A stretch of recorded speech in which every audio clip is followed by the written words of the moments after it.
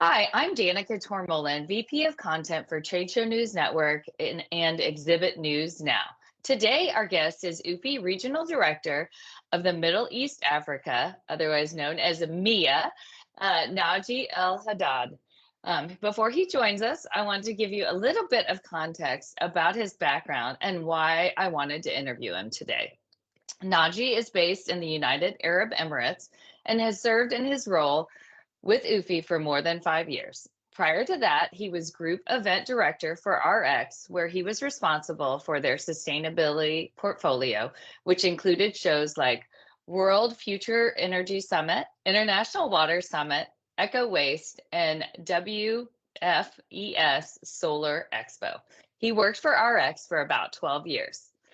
As part of our media partnership with UFI, each month we are highlighting different regions around the globe to offer you insights and analysis. This month, we are taking a deeper dive into the Middle East Africa region. UFI hosted its MIA Regional Conference April 15th through the 17th in Kigali, Rwanda. It was the first time the UFI regional event has been held in Africa.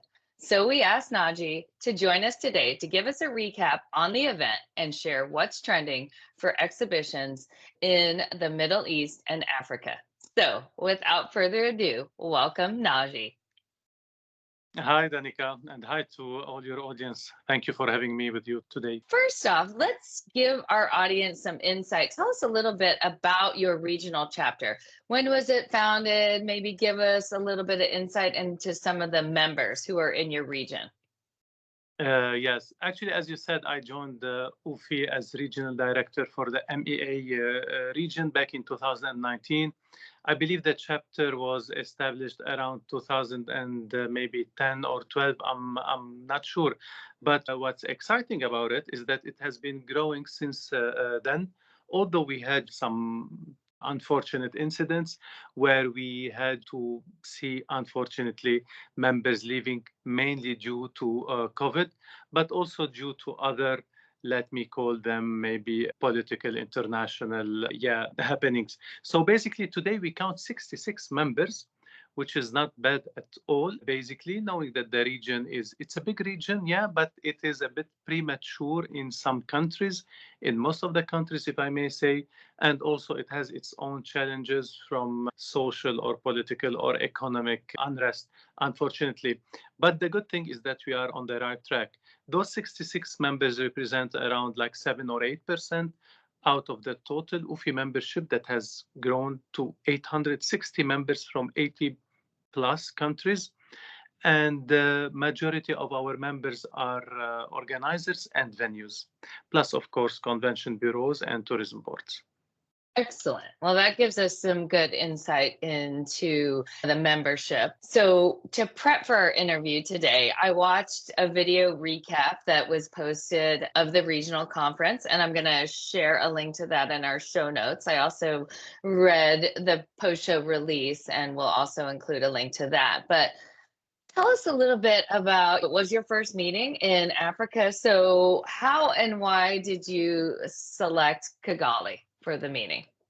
Basically, I mean, the way we select the destinations for our regional conferences or global congress and other events is basically like members, they submit a bid to host the conference. There are a set of requirements that they need to fulfill. And once they fulfill basically, and they have a full and complete submission, then we accept the destination. So Rwanda Convention Bureau, our host, they offered everything that a conference would be looking for, and we as UFI, our mandate also is to support the rising economies or the rising destinations, and Rwanda is one of those exciting rising destinations in our region. And as you said, we haven't done the MEA regional conference in Africa. I have done a conference in Africa for UFI in Johannesburg in 2022, but not the regional conference. So this is why we said let's go to Kigali. Part of it is because the destination is ready and is willing to expand basically and to welcome international participation, investors in multinational companies and new exhibitions coming in. But also because we as UFI, again, as I said, we need to support those destinations and not only go to only the like very well known or very well established ones. Great. Can you give us, paint a picture of what the venue was like, since I haven't been to Kigali before and I saw it on the video, but describe the venue and what it was like. Well, before the venue, I have to tell you, Danica, that I have traveled a lot. Usually for me, cities, destinations are places, basically. We collect and have memories in each one of them.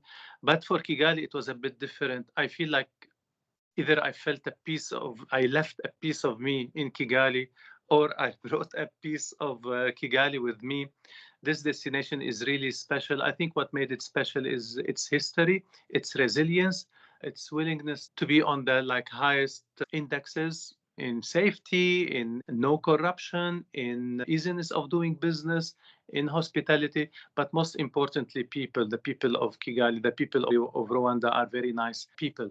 Back to the venue, it was a very nice and very convenient venue because it's like a compound, a district where we had the Kigali Convention Centre and the hotel, which is Radisson Blue. They are owned they are under the same management somehow. So it's a gated area. So one, you feel safe. Two, you have convenience.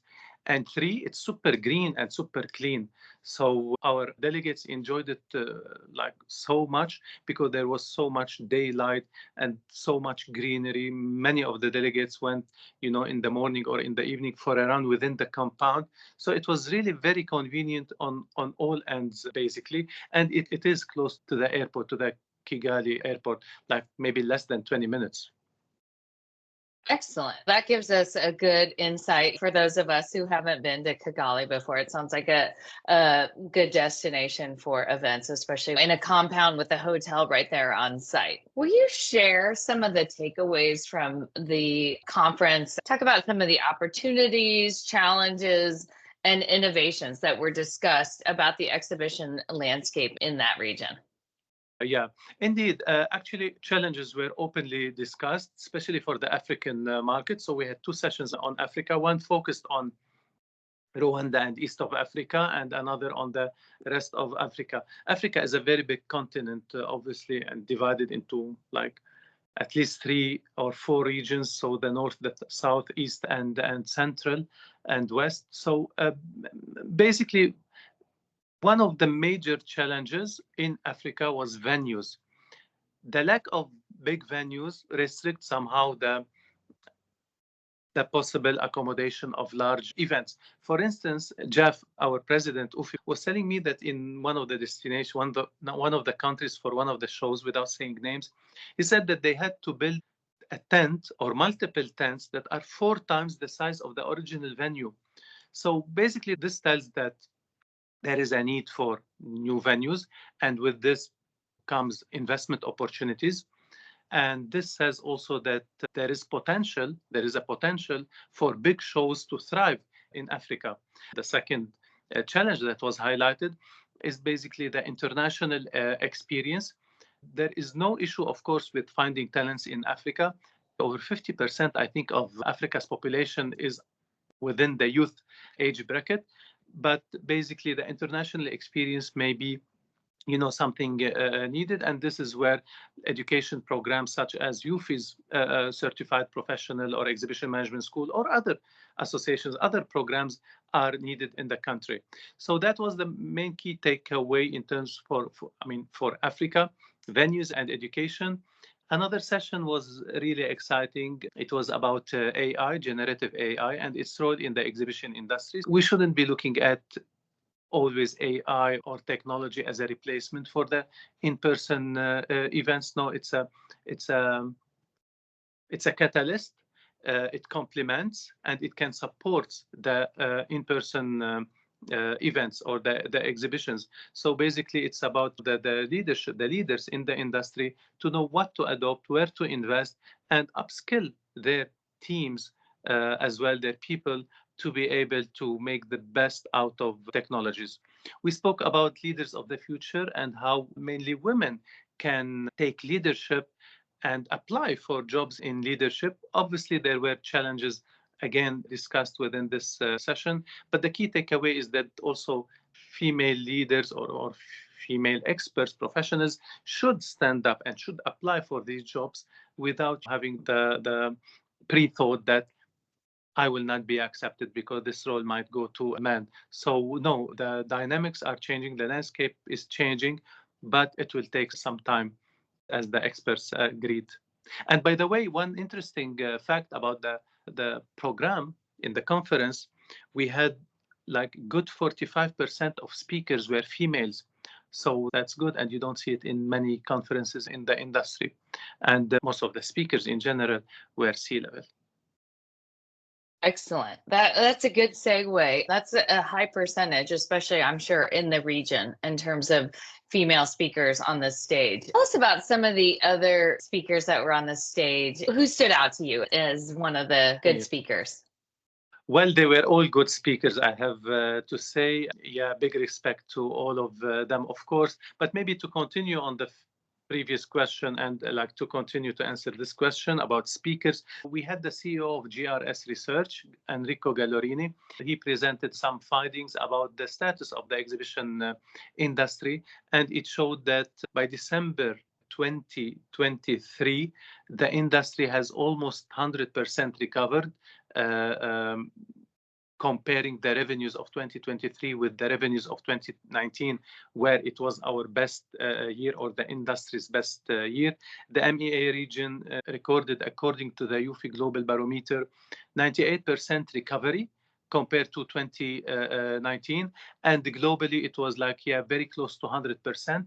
What's interesting is that the projection for 2024 is beyond 100%. It's somehow 114% compared to 2019. This is on a global level. Of course, MEA is following this growth.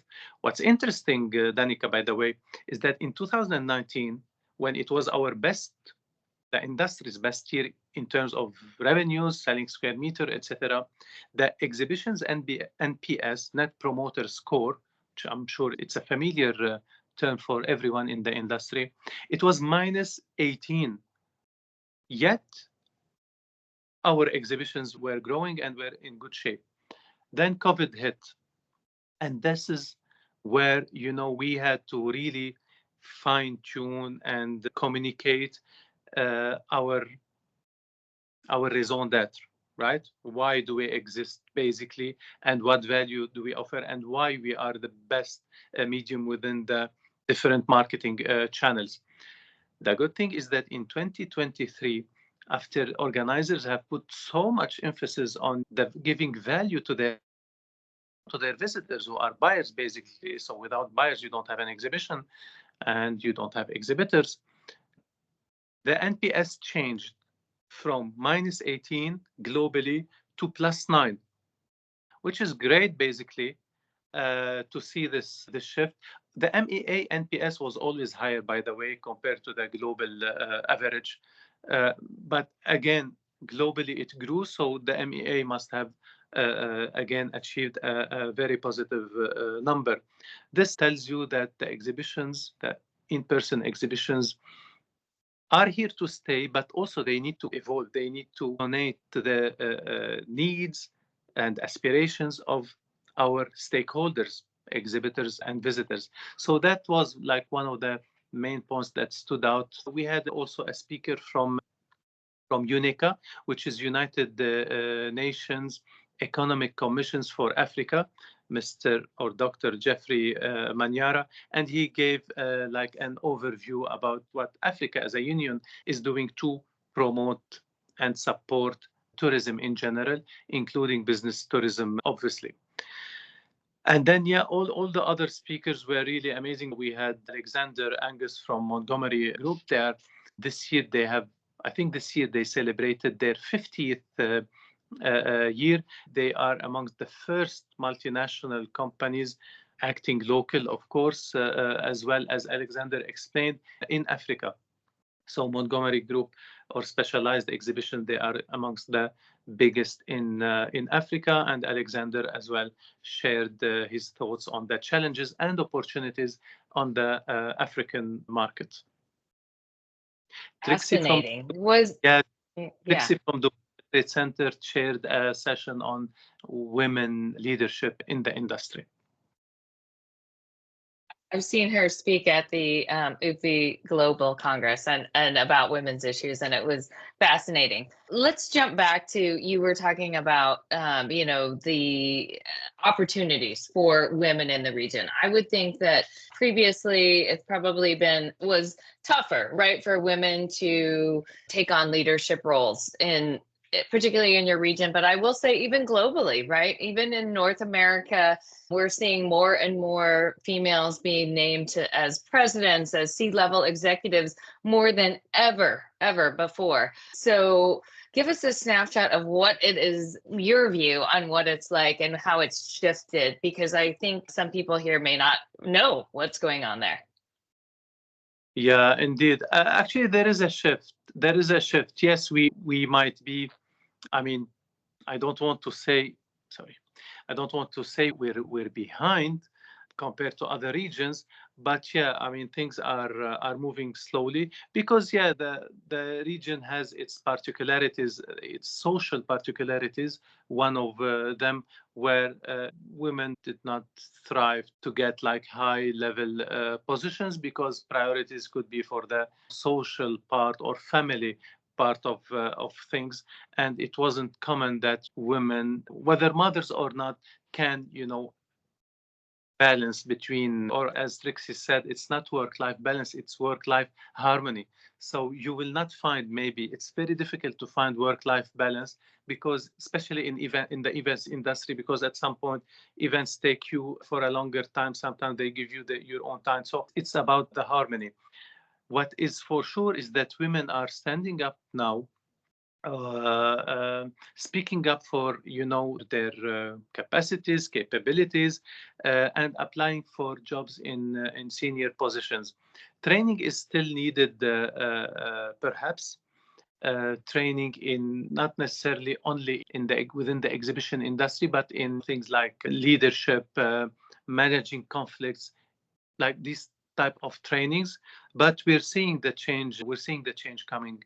Yeah, and we're seeing now more and more female ministers managing major ministries. We're seeing also women being the on top of group companies, but also local companies. And if you look at the inclusion rate or diversity rate, it is kind of equal. So you see many exhibition organizers, many venues have like a significant number of female employees, but when it goes to the board, they are fewer. But in terms of taking roles in sales, marketing, HR, operations, you see a lot. But not on the board level. Yes, well, it's the same here. It's just really growing a lot recently. UFI is known for its great networking activities at your conferences and Global Congress, post-show tours and evening events. And so tell us a little bit about some of the highlights from this year's event. One of the first highlights was the welcome reception. It was in KCC. It was a very cozy event, like a bunch of old friends coming, together, and also meeting new ones. It was very cozy, very engaging, like networking at its best. The first highlight was at the opening of the conference on the following day, on the 16th of April. So I did not include that in the program. But basically, the opening was a traditional dance of 25 dancers and singers from Africa wearing the African costumes. It was really something, nice, and people appreciated as well, especially the international one. Seen as a welcome to them. Then on the same evening, we went to a restaurant called Atelier du Vin. We had the same band, but a bigger, or the same performance, but almost everyone was and we started dancing with the locals. So that was a nice experience, dancing with the locals and trying, to do what they are doing, observing them on closely. It wasn't, something distant that we only watch. No, we took part of it, and that was really very, very interesting. And the post-conference city tour was also interesting. It was different this time because we went to the museum of. It is a museum where Rwandan people they kind of remember the genocide that took place 30 years ago in the country, and this is when you see how, okay, I won't go in some of the details. It was awful, but what you take away from this is that in 30 years the country has, regained its social rest, its political rest, its economic growth, and you see how people, are very close to each other, and they only talk about this as a lesson learned, basically. So in 30 years, a country to be able to go out of such a miserable and intense, I don't know how to describe it, incident or happening, that means that this is a great people and very resilient one, and tells you that the future of Rwanda is going to be a bright one. And then we went to a local market and we ended up in a local restaurant, and the program was supposed to finish at 1:30, but because people were so much enjoying, we stayed at 3:30 p.m. So yeah, it was a unique experience, basically. Yeah. I will tell our audience, I've been able to attend a few UFI global congresses and one regional conference. And I will say, definitely a highlight is that UFI does try to incorporate some of the local culture into the event, and then also getting out into the community and touring the community. Even it is part of the history, the genocide that happened in Rwanda is part of the history. And so to get a full perspective on what makes the region what it is today is super helpful for anybody who might be considering taking an event to that region. So if anybody has an opportunity, I would highly recommend that. One other thing I want to talk to you, give us, for our North American audience, will you give us a snapshot of the region, who the key players are, and what are some of the most popular locations? I know you said Montgomery Exhibitions celebrated their 50th anniversary there in Africa, and so I'm assuming they're a big player there, know that, but who are some of the other big players and where do they host exhibitions? Okay, so basically, in terms of the biggest markets, obviously the Gulf is doing well, notably the UAE. It's the largest single market. Saudi Arabia is gearing up for a big growth. Qatar as well, they hosted the World Cup, among other large-scale events, including the Web Summit, the Geneva Motor Show, for example.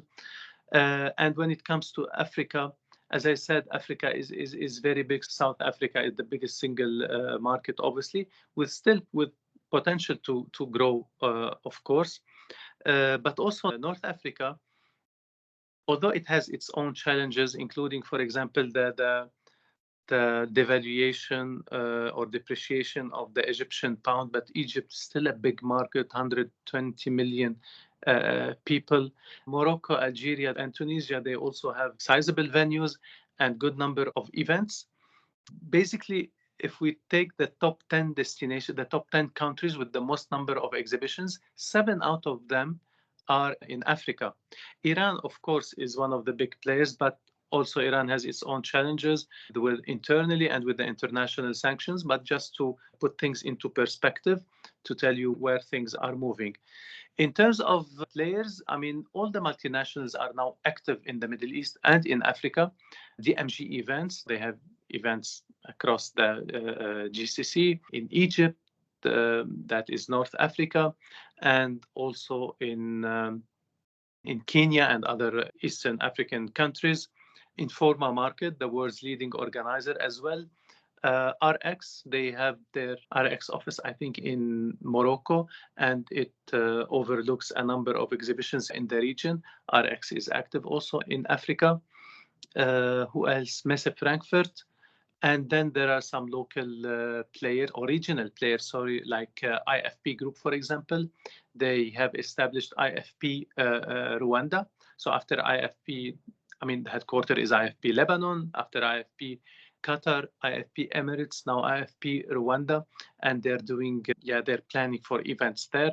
By the way, Informa Markets will launch, I think, or will hold their first energy event in Rwanda soon this year, or it already took place recently. I'm not sure, but that was, that was a confirmed thing by through a partnership between Informa Markets and Rwanda Convention Bureau. And the good thing is that Rwanda Convention Bureau, our host for that conference, they met these players at UFI events, and they are big time advocates for UFI events, because if you go prepared to any event, basically, this is where you get leads, and this is where you build connections and build networking opportunities. So Rwanda is interesting. Other regions, other countries, if they fix the venues issue, could be very as well appealing to big events, including Kenya, Uganda, Ethiopia, and maybe at the next phase would be Senegal and Nigeria. But for now, the first like 10 that I mentioned are the major ones. North Africa, South Africa, the GCC in general, Iraq are trying as well their best. That's super helpful and super interesting for our audience, because I'm definitely not an expert in that region. So that's super helpful to figure out who the key players are. And you bring up a good point, and I'll reiterate it here. When you want to do business internationally, it really is about the relationships and building trust and connections with people in those markets. And UFI is one way to help organizers and venues to make those connections with locals on the ground. Okay, so you briefly mentioned the UFI Global Barometer. So tell us a little bit about what key data points from the barometer, what else stands out to you for the region? You mentioned that globally in 2024, we're going to be above, we're going to hit about 114% according to, so we'll be above 2019 levels across the globe. But what's it look like in the region? What are the fastest growing economies and for exhibitions? Saudi Arabia represents today the highest growth, and in terms of new business opportunities, UAE continues to be the leader in terms of number of exhibitions and sizes of exhibitions. And one of the challenges in the region, of course, beside like the unrest, is basically the talents. We need to upskill our talents, basically our people, and this shows in the UFI Global Barometer as well. Number two, adoption of technology. So basically, it is like it comes on an ad hoc basis rather than being integrated. I'm not talking about the multinational companies here, obviously, who invest a lot in R&D and or research or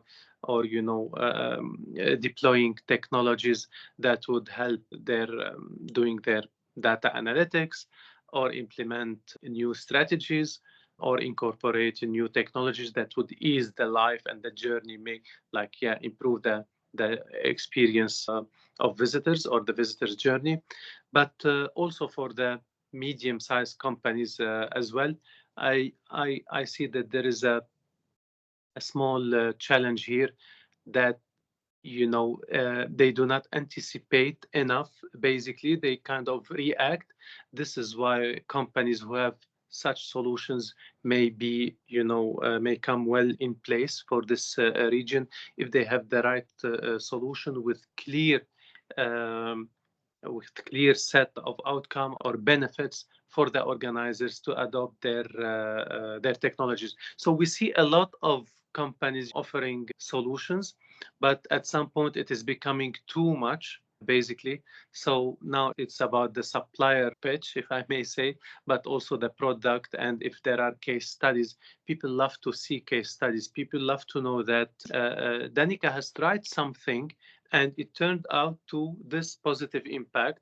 And then I can call Danica and ask if this is true. Then this doesn't go wrong because they know Naji knows Danica, right? So people love to see case studies that have worked out for others, not only giving promises. So technology, talent would be the biggest challenges, but also, I mean, these present opportunities as well. Yeah, you make a good point. I interviewed the head of Informa Markets, and he talked about how they were recruiting talent and bringing in like hundreds of people. Just a couple of months ago, they were moving offices and had brought in talent from around the globe to help them with the growth that's on the way in Saudi Arabia and is already happening. They've had some great launches over the last couple of years, and so super interesting to see the growth that's in Saudi right now. So, Yeah, okay. indeed. Yeah. So, yeah. So finally, I just want to ask you what's next for the UFI regional chapter there? Basically, yeah, we're planning to celebrate the GED in one of the destinations. I don't want to say the city now, but it is in the Gulf because it's not yet confirmed. So, but the industry is, I mean, yeah, it in its entirety is getting ready to celebrate that day and communicate why exhibitions are important. And we're trying, of course, to involve others to join us on for these celebrations to celebrate the industry. Our next chapter meeting will be in Cologne for the Global Congress in November. Next year's conference, we still didn't define the destination. So we've got a few destinations interested. So it's an internal process that we go through and then announce the destination at our next event or at the next convenient occasion. Other than that would be, roadshows for me, visiting a number of countries to again promote UFI, what we do, share the latest research findings that we have done, and also talk to the people in the industry to understand maybe their challenges and see how we can help through our advocacy work or our research that we do, or maybe events as well. So yeah, gonna be a busy year ahead. Especially yeah. So stay tuned. We're celebrating our 100th year for UFI. So, yeah, we're all getting ready for that. Exciting times. Yes, definitely exciting. So stay tuned for the dates and locations for the regional event for 2025. And I just want to ask one follow-up. You mentioned Global Exhibitions Day and the importance of raising awareness of that. Do you feel like in the region that it's appreciated, the value of exhibitions and business events? Is there the awareness there in the region? Because even in the US, obviously there's awareness, but maybe at the government level and the value of exhibitions overall still has, I think, plenty of room for improvement there. Yeah. How is it in your region? Yeah, of course. Again, it is improving. I wouldn't say there was much or high level of awareness.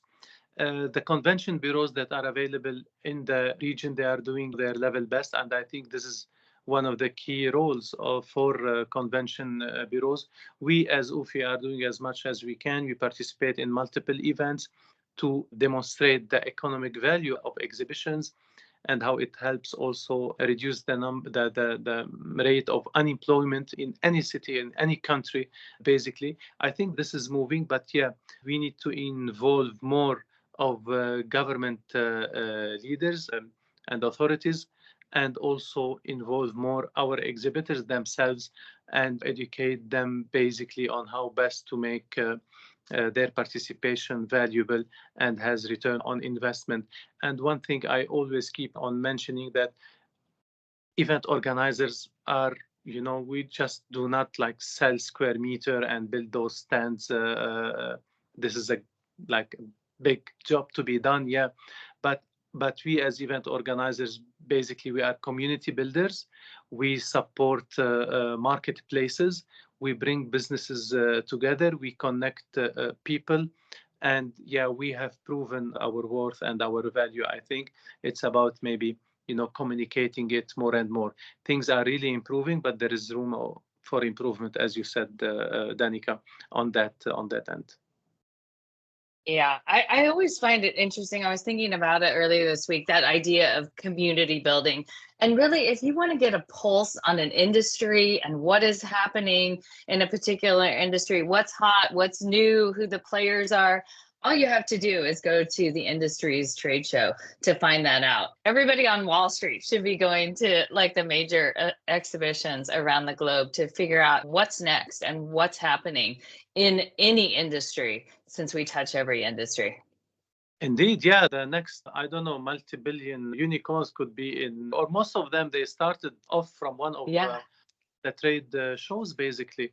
And more I see trade shows or B2B exhibitions, hosting startups now and supporting them with a very minimal rate, or even sometimes for free. It's not the point, but because we understand also, the importance of supporting these startup businesses, because they can grow into, bigger, much bigger and large companies.